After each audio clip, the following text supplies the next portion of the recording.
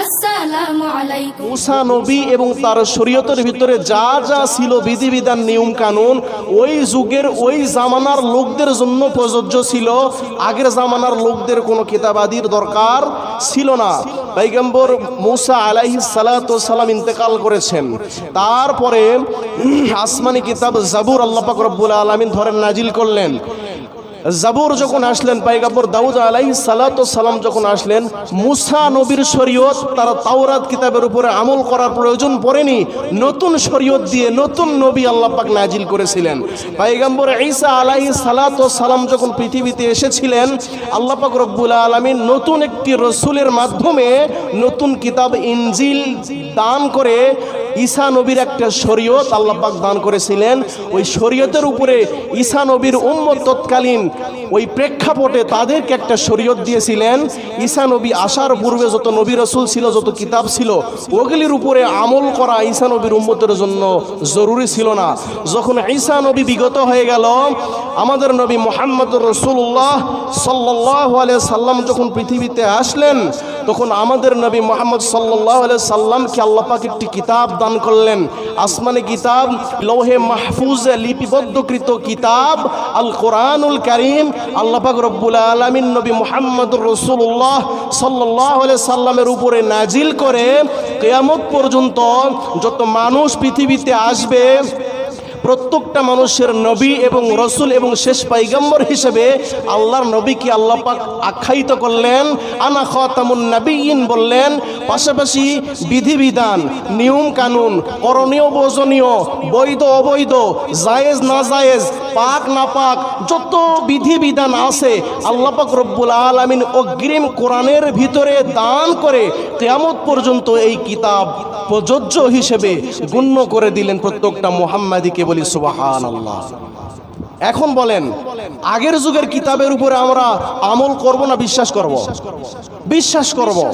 নবী সত্য, কিতাব সত্য, আমলযোগ্য নয়। আমলযোগ্য কোন কিতাব?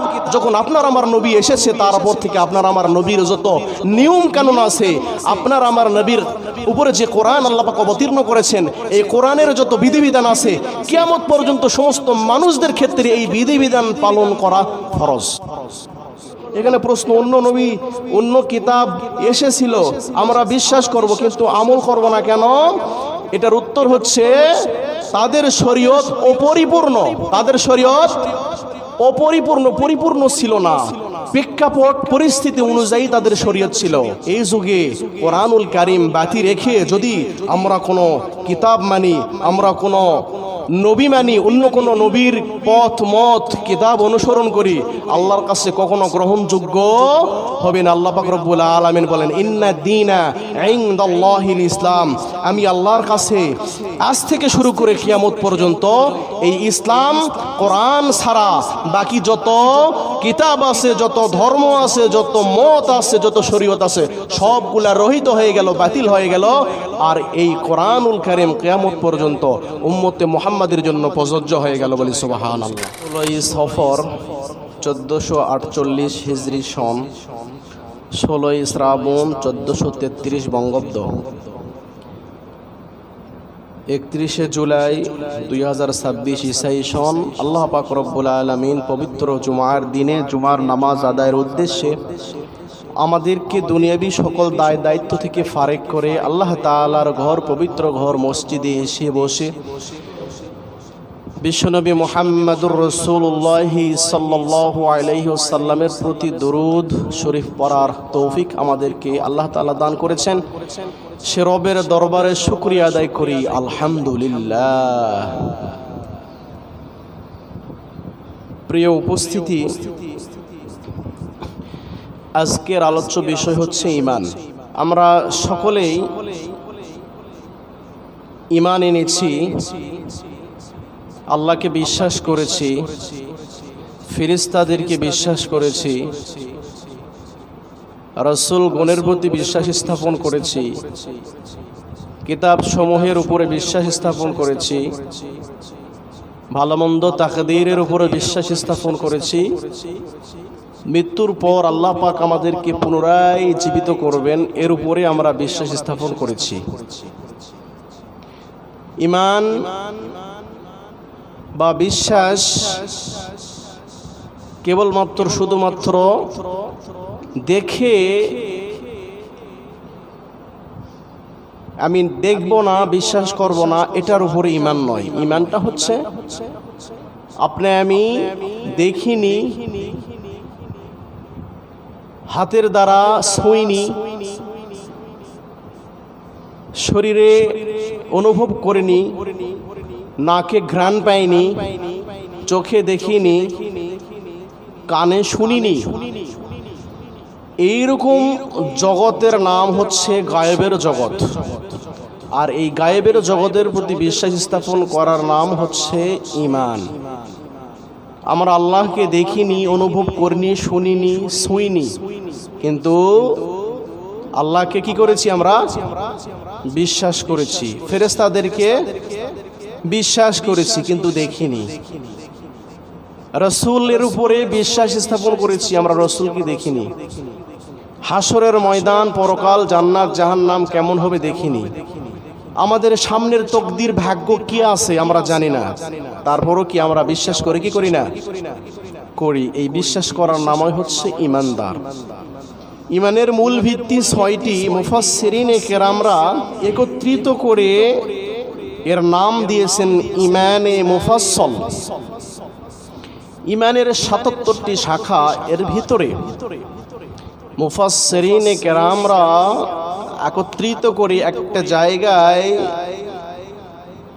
এনে আমাদেরকে বুঝিয়ে দিয়েছেন। আমরা সকলেই ঈমানে মুফাসসল কম বেশি জানি, আমরা সকলেই পড়ি। আমানতু বিল্লাহি ওয়া মালাইকাতিহি ওয়া কুতুবিহি ওয়া রুসুলিহি ওয়াল ইয়াউমিল আখিরি ওয়াল কদরি খায়রিহি ওয়া শাররিহি মিনাল্লাহি তাআলা ওয়াল বা'সি বা'দাল মাউত। আমরা ঈমান এনেছি আল্লাহ তাআলার উপরে, আমরা ঈমান এনেছি ফেরেশতাগণের উপরে, আমরা ঈমান এনেছি, বিশ্বাস স্থাপন করেছি আসমানি কিতাব সমূহের উপরে, আমরা ঈমান এনেছি আখিরাতের প্রতি, আমরা ঈমান এনেছি ভালো মন্দ তাকদীর যা আল্লাহর পক্ষ থেকেই হয়ে থাকে। ভালো মন্দ নিজের সাধ্যের ভিতরে নয়, বরং আপনার তাকদীর, আপনার ধনী হওয়া, গরিব হওয়া, আপনি মরে যাওয়া, বেঁচে থাকা, আপনি খাওয়া পান করা, আপনার চলাফেরা, পোশাক আশাক, আপনার নীতি নির্ধারণ করবেন একমাত্র আল্লাহ, আপনার আমার এখতিয়ারের ভিতরে নেই। এই ভালো মন্দ তাকদীরের জ্ঞানও আল্লাহ তাআলা আমাদের দান নেই। আল্লাহ পাক এই ৭টা বিষয়কে মুফাসসিরিনে কেরামরা সামনে নিয়ে এসেছেন। এই ৭টা বিষয়ের প্রতি ঈমান আনা, ঈমান রাখা প্রত্যেকটা মুসলমানের জন্য ফরজ। বাবা আদম আলাইহিস সালাতু ওয়াস সালাম থেকে শুরু করে হযরত মুহাম্মদুর রাসূলুল্লাহ সাল্লাল্লাহু আলাইহি সাল্লাম পর্যন্ত যত নবী এসেছিল, যত কিতাব আল্লাহর পক্ষ থেকে আল্লাহ নবীগণের উপরে নাজিল করেছিল, প্রত্যেকটা নবী এবং প্রত্যেকটা কিতাবের উপরে বিশ্বাস স্থাপন করা ঈমানের দায়িত্ব বা আমাদের ফরজিয়াত বিষয়। আপনি যদি মুসলমান হয়ে থাকেন, আপনাকে বিশ্বাস করতে হবে আদম আলাইহিস সালাতু ওয়াস সালাম একজন নবী ছিলেন, পয়গম্বর মুসা আলাইহিস সালাতু ওয়াস সালাম নবী এবং রাসূল ছিলেন, দাউদ আলাইহিস সালাতু ওয়াস সালাম নবী রাসূল ছিলেন, ঈসা আলাইহিস সালাতু ওয়াস সালাম নবী রাসূল ছিলেন।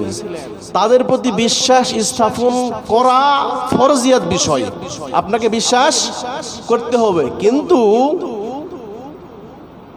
মুসা নবীর কিতাবের উপরে আমল করা যাবে না,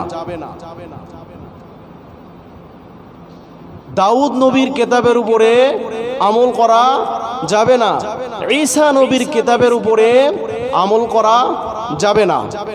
বাবা আদম থেকে শুরু করে ঈসা পর্যন্ত যত নবী রাসূল এসেছিল, যত কিতাব আল্লাহ তাআলা দান করেছিল, সমস্ত নবী রাসূল এবং কিতাবের উপরে বিশ্বাস স্থাপন করা ঈমানি দায়িত্ব যে আল্লাহর পক্ষ থেকে প্রেরিত রাসূল হযরত পয়গম্বর মূসা, আল্লাহর পক্ষ থেকে প্রেরিত কিতাব তাওরাত, আল্লাহর পক্ষ থেকে প্রেরিত কিতাব জাবুর, আল্লাহর পক্ষ থেকে প্রেরিত কিতাব হচ্ছে ইনজিল।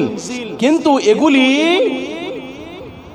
সমসাময়িক প্রেক্ষাপট পরিস্থিতির উপরে আল্লাহ তাআলা তৎকালীন যুগে নবী রাসূল পাঠিয়েছিলেন এক একটা কিতাব দিয়ে। কিন্তু যখন পয়গম্বর মূসা আলাইহিস সালাতু ওয়াস সালাম তার এলাকায় তার কওমে এসেছিল, পয়গম্বর মূসা আলাইহিস সালাতু ওয়াস সালামের একটা নির্ধারিত শরীয়ত ছিল।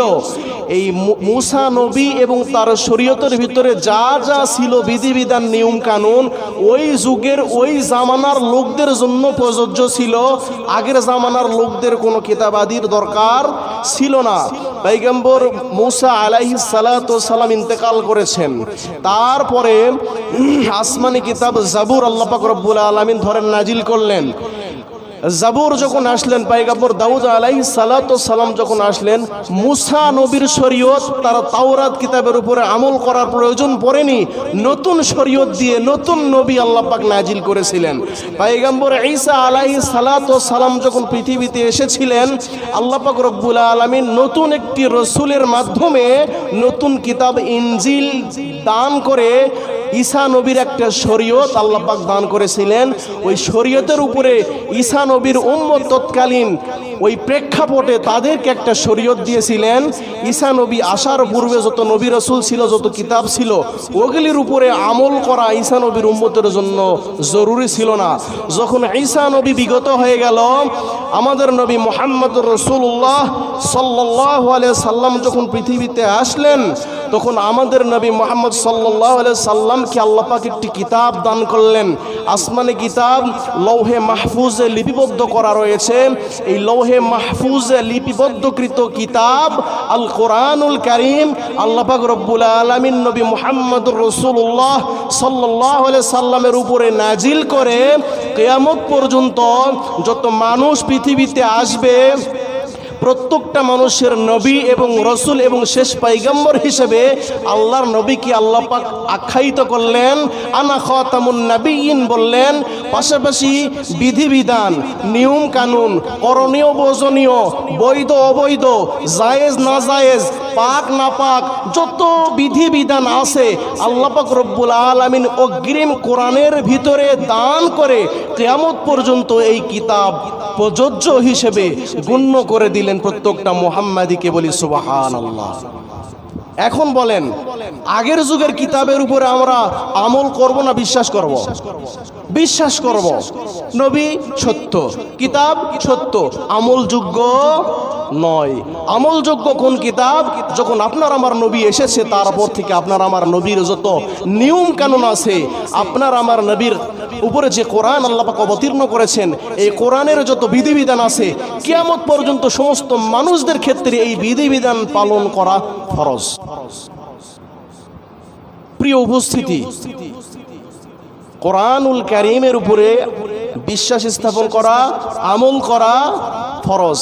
এখন যদি মনে করেন যে হুজুর আগের যুগের কিতাব আল্লাহ পাক দান করলেন, এখানে প্রশ্ন, অন্য নবী অন্য কিতাব এসেছিল, আমরা বিশ্বাস করব কিন্তু আমল করব না কেন? এটার উত্তর হচ্ছে তাদের শরীয়ত অপরিপূর্ণ, তাদের শরীয়ত অপরিপূর্ণ, পরিপূর্ণ ছিল না। প্রেক্ষাপট পরিস্থিতি অনুযায়ী তাদের শরীয়ত ছিল।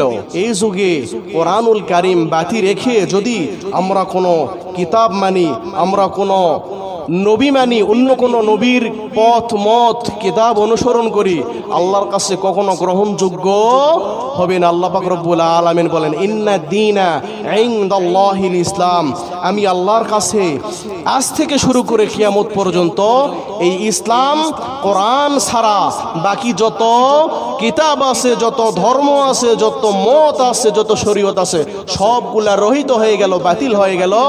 আর এই কোরআনুল কারীম কিয়ামত পর্যন্ত উম্মতে মুহাম্মাদের জন্য প্রযোজ্য হয়ে গেল। বলি সুবহানাল্লাহ। প্রিয় উপস্থিতি, এই কোরআনুল কারীমের ভিতরে আল্লাহ পাক রব্বুল আলামিন সব কিছু দিয়ে দিয়েছেন অগ্রিম। তাহলে আল্লাহ পাক রব্বুল আলামিন আমাদেরকে একটি সূরা দান করেছেন, সূরাতুল ফাতিহা। এই ফাতিহার শেষ আয়াতে আমরা কি বলি? সিরাতাল লাযীনা আন'আমতা আলাইহিম গায়রিল মাগদুবি আলাইহিম ওয়ালাদ-দাল্লিন। বলি কি বলি না? প্রত্যেকটা নামাজে আমরা পড়ি।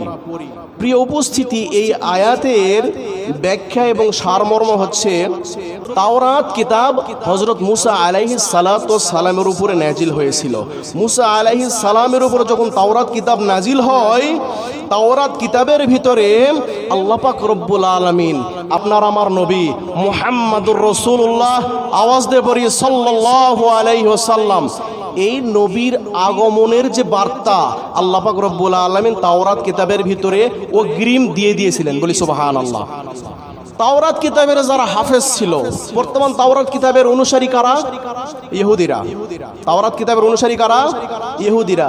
তাওরাত কিতাবের ভিতরে আমাদের নবী মুহাম্মদ সাল্লাল্লাহু আলাইহি সাল্লামের স্পষ্ট আগমনের বার্তা পাওয়ার পরেও তারা এটা গ্রহণ করেন নাই। এই জন্য আল্লাহ পাক রব্বুল আলামিন সূরা ফাতিহার শেষ আয়াতে বলেছেন গায়রিল মাগদুবি আলাইহিম, মাগদুব বলেছেন তারা আল্লাহর পক্ষ থেকে অভিশাপ প্রাপ্ত।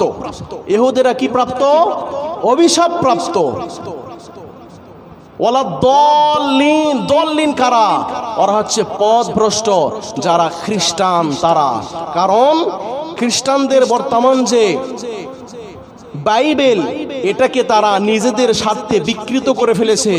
আগের পয়গম্বর ঈসা আলাইহিস সালামের উপর অবতীর্ণ যে ইনজিল ছিল, এই কিতাবের সাথে বাইবেলের কোনো বর্তমান মিল নাই। ওরা বিকৃত করে দিয়ে নিজেদের মন মতো করে এটাকে তৈরি করেছে। নবী ঈসা আলাইহিস সালামের ইনজিলের ভিতরে আল্লাহ পাক রব্বুল আলামিন আমাদের নবীর আগমনের বার্তা দিয়েছেন স্পষ্টভাবে। তারপরেও তারা গ্রহণ করে নাই। তারা সত্য পাওয়ার পরে সত্যকে দূরে ঠেলে দিয়েছেন। এই জন্য তারা হচ্ছে পথভ্রষ্ট। ইহুদিরা অভিশপ্ত, খ্রিস্টানেরা পথভ্রষ্ট। এই জন্য প্রতিনিয়ত আমরা আল্লাহর কাছে দোয়া করি, সিরাতাল লাযীনা আন'আমতা আলাইহিম, আল্লাহ আমাদেরকে তাদের পথে চলান যারা আপনার পক্ষ থেকে নিয়ামত প্রাপ্ত। বলি সুবহানাল্লাহ। তাদের পথে আমাদেরকে পরিচালিত করেন না যারা অভিশপ্ত, ইহুদি সম্প্রদায়, যারা পথভ্রষ্ট খ্রিস্টান সম্প্রদায়। এভাবে আমরা দোয়া করি। তাহলে আমাদেরকে এই কথার দ্বারা আমরা এটাই বুঝলাম বা বোঝানোর চেষ্টা করলাম, সব পূর্ববর্তী নবীদের উপরে, কিতাবের উপরে বিশ্বাস করতে হবে, কিন্তু আমল করা যাবে না। যারা আমল করবে তাদের আমল, তাদের ইবাদত, তাদের ধর্ম আল্লাহর কাছে কোনোদিনও কখনো কোনো সময়ের জন্য গ্রহণযোগ্য হবে না। একমাত্র কি ছাড়া? ইসলাম ছাড়া, কোরআন ছাড়া, মুহাম্মদ সাল্লাল্লাহু আলাইহি সাল্লামের শরীয়ত ছাড়া।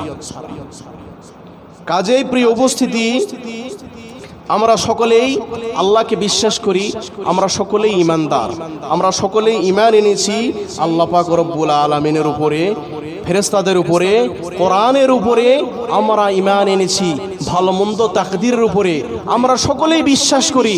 আমরা এই দুনিয়া শেষ দুনিয়া নয়, এই পৃথিবী শেষ নয়, এই খাওয়া শেষ খাওয়া নয়, এই দুঃখ কষ্ট সুখ শান্তি শেষ নয়, বরং والقدر خيره وشره من الله تعالى والبعث بعد الموت, মৃত্যুর পর আমাদেরকে আল্লাহ পাক আবারও পুনরায় পুনরুজ্জীবিত করবেন। কেন? আমাদের জীবনের প্রত্যেকটা হিসাব আমাদের কাছ থেকে আদায় করার জন্য। আমাদেরকে এগুলির প্রতি বিশ্বাস স্থাপন করতে হবে।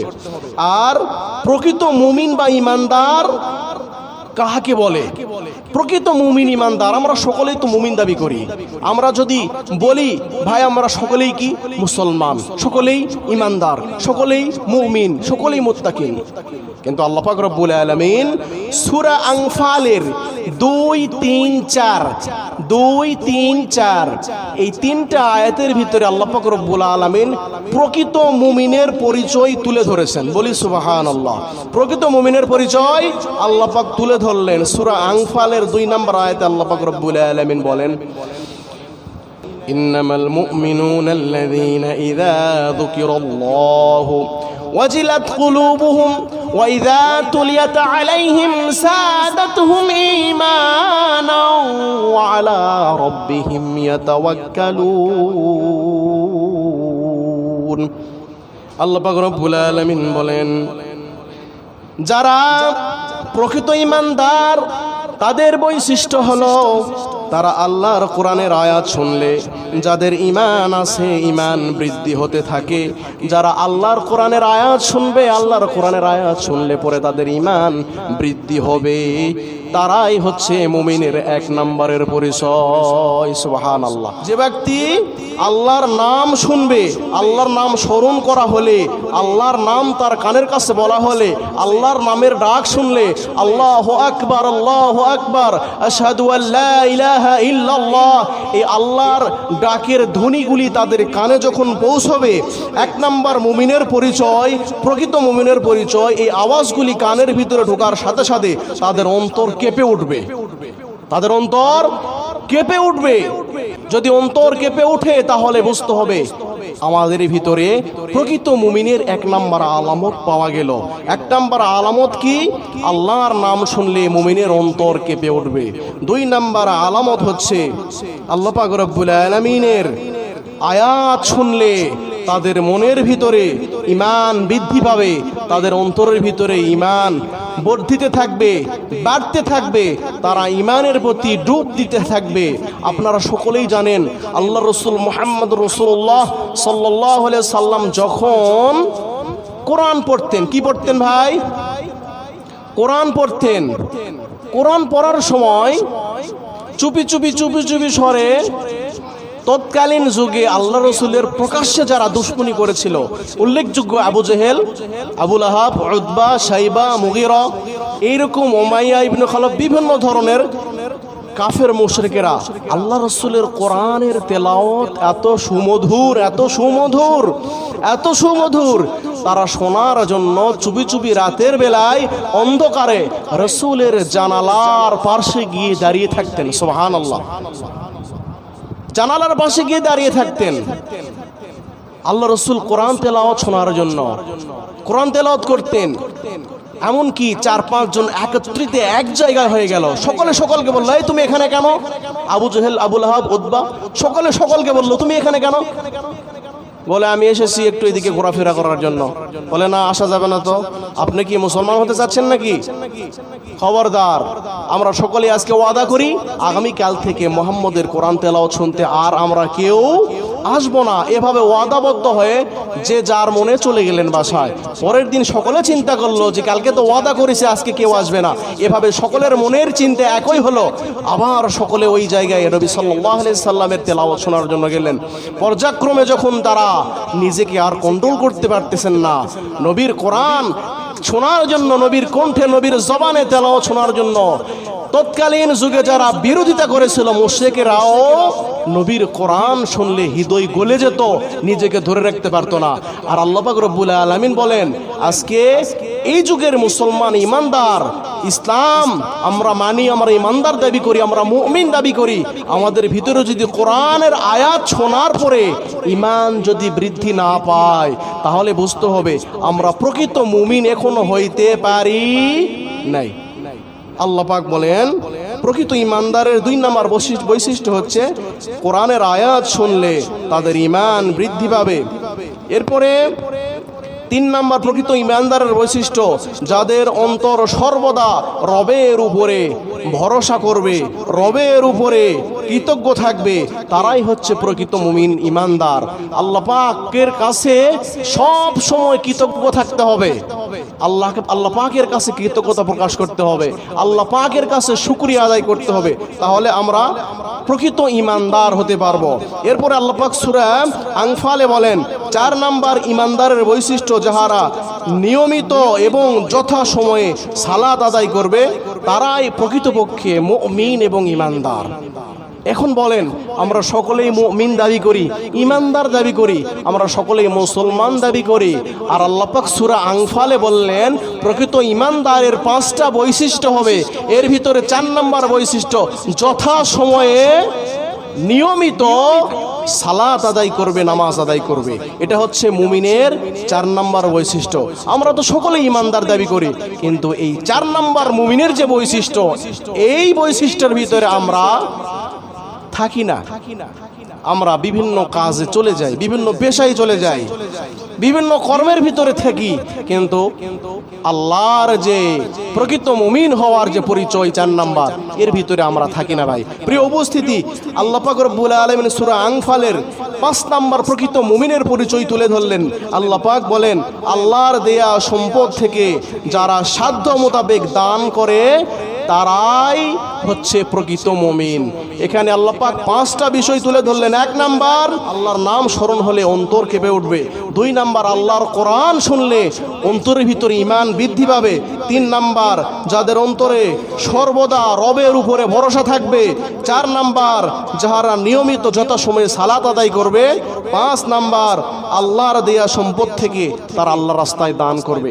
এই 5টা বৈশিষ্ট্য মুমিনের আল্লাহ পাক সূরা আনফালের 2, 3 এবং 4 নম্বর আয়াতে সুন্দর করে তুলে ধরলেন। 5টা আমল যদি তারা তাদের জীবনে বাস্তবায়ন করে, তাহলে ওই মুমিন ইমানদারকে আল্লাহ পাক রব্বুল আলামিন আবাদা জিন্দেগিতে সুখ শান্তি নিয়ামতে ভরপুর করে দিবেন। বলি সুবহানাল্লাহ। ইমানদার হতে হবে ইমানদারের মতো, ঈমান আনতে হবে। ইয়া আইয়ুহাল্লাযীনা আমানু আমিনু, ঈমান আনা লাগবে ঈমানদারের মতো করে। আমরা সকলেই শুধু বলি যে ভাই ঈমান ঠিক আছে, ঈমান ঠিক আছে, ঈমান মজবুত আছে। ভাই ঈমান এমন একটা জিনিস, ঈমান সকালে চলে যায় বিকালে আসে, বিকালে আসে সকালে চলে যায়। ঈমান কিন্তু মানুষের কম হয় আবার বৃদ্ধি হয়, ঈমান কিন্তু এক জায়গায় স্থির থাকে না। আমাদের সকলের বিশ্বাস ঈমানটা এক জায়গায় স্থির থাকে না, এটা কমে আবার বাড়ে, কমে আবার বাড়ে, কমে আবার বাড়ে। যেমন হযরত মূসা নবী আল্লাহকে বললেন, আল্লাহ এই জামানার সবচাইতে পাপী কে, আমি একটু দেখব। সবচাইতে বেশি পাপী কে, সেই ব্যক্তিকে একটু দেখতে চাই। আল্লাহ পাক রব্বুল আলামিন বলেন, সবচাইতে পাপী ব্যক্তিকে যদি দেখতে চাও তাহলে কালকে সকালবেলা তোমার রাস্তার পাশে গিয়ে তুমি দাঁড়িয়ে থাকো। তোমার যে রাস্তা আছে যাওয়ার, এই মেন রাস্তার পাশে তুমি দাঁড়ায় থাকো। পয়গম্বর হযরত মূসা আলাইহিস সালাম মেন রাস্তার পাশে দাঁড়িয়ে আছেন। সকালবেলা পাপিষ্টকে দেখবে। দেখতেছি একজন ব্যক্তি, ছোট শিশু বাচ্চা, একটু কথা বলতে পারে, 6-7 বছরের বাচ্চা, কাঁধে করে নিয়ে রাস্তাতে হেঁটে যাচ্ছে একজন ব্যক্তি। তার সন্তানকে কাঁধে করে নিয়ে একজন ব্যক্তি রাস্তাতে হেঁটে যাচ্ছে, চলে গেলেন। তাকে পয়গম্বর মূসা কিছুই বললেন না। আল্লাহ পাক বলতেছে, মূসা এই ব্যক্তি হচ্ছে পাপিষ্ট।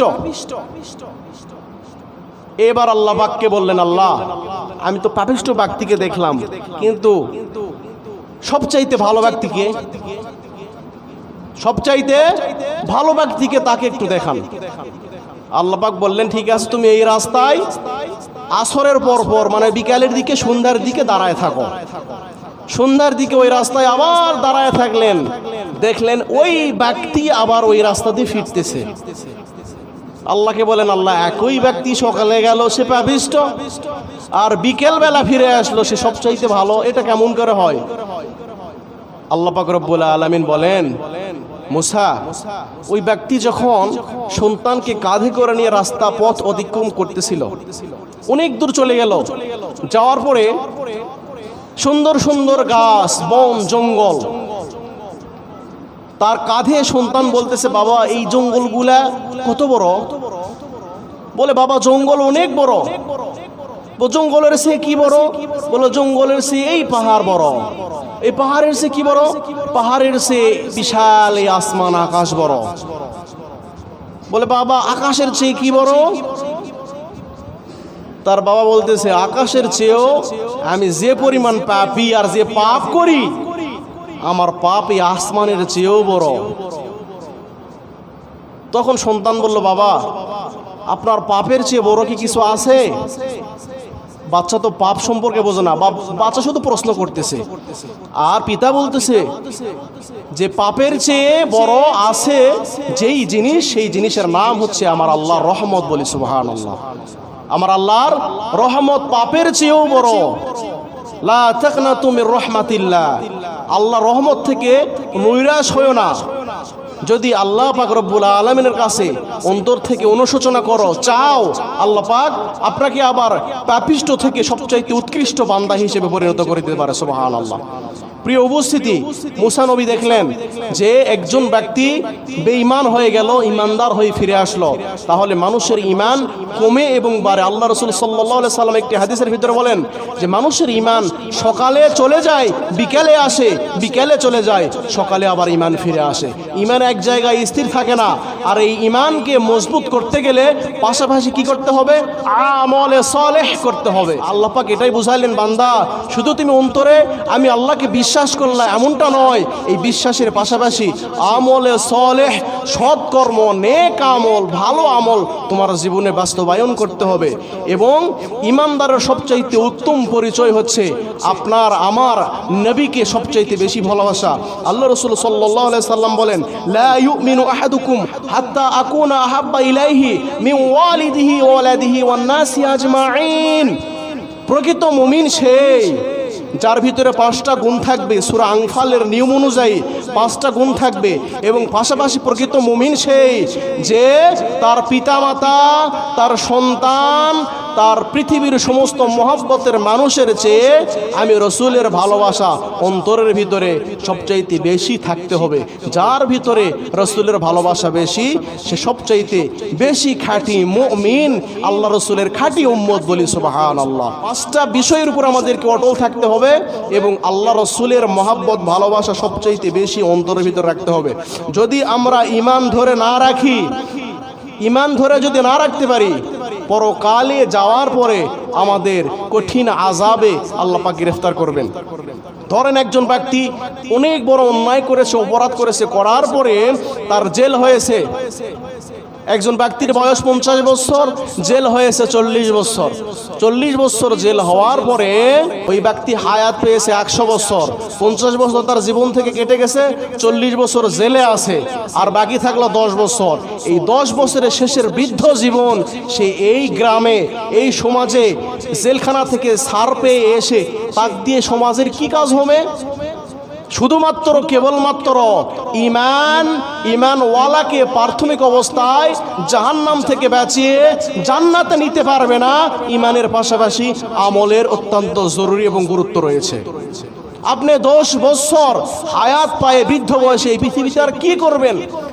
পরকালে আপনি বিভিন্ন মামলা, নামাজ না পড়ার একটা মামলা, রোজা না রাখার মামলা, অন্যায় করার মামলা, চুরি করার মামলা, জেনা ব্যভিচার করার মামলা, বিভিন্ন মামলায় আপনি ফেসে গেছেন। আপনি জেল খাটতে খাটতে, জাহান্নামে জ্বলতে জ্বলতে এমন একদিন ছাড়া পেয়েছেন যে আপনার কপালে চিহ্নিত আছে যে আপনি একজন ত্যাগী আসামি। আপনি আসামি হওয়ার পরে, আসামি জেলখানা থেকে ছাড়া পেয়ে এই বয়সে আপনার এই শান্তিতে কি হবে? প্রিয় উপস্থিতি, আমরা সকলেই মুমিন এবং ইমানদার। এই ঈমান আমলের পাশাপাশি আল্লাহ পাক আমাদের সকলকে 5 ওয়াক্ত নামাজ, আল্লাহর হুকুম হাকাম, আল্লাহর বিধিবিধান মেনে চলার তৌফিক দান করুন।